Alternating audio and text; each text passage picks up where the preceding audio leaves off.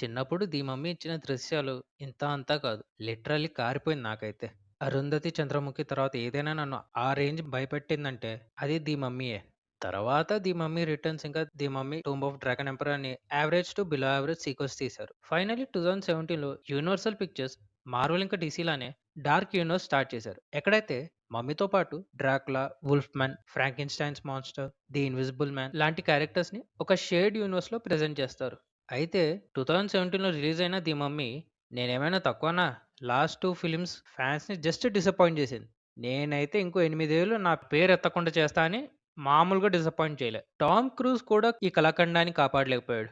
ఇప్పుడు మళ్ళీ అదే ట్రామాటిక్ పేరుతో ఇంకో 'ది మమ్మీ' ట్రైలర్ యూట్యూబ్‌లో దింపారు. కానీ ఈసారి అది రిపీట్ అవ్వదంటున్నాడు movie director Lee Cronin. And మర్చిపోతే రీసెంట్‌గా ఒక మంచి entertaining horror movie 'evil dead rise' direct చేసింది తినే.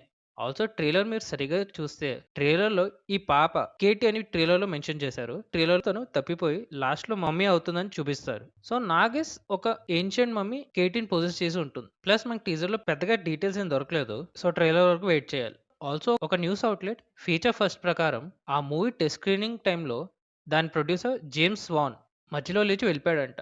Again this is just a rumour. ఏ అఫీషియల్ స్టేట్మెంట్స్ ఇప్పటిదాకా రాలే. దీనికే తలగొక్కుంటే ఇంకొక ట్విస్ట్ చెప్పనా? So original 'the mummy' main lead Brendan Fraser 'the mummy' 4th sequel తీస్తున్నామని చెప్పాడు. అద్భుతం! ఫెంటాస్టిక్!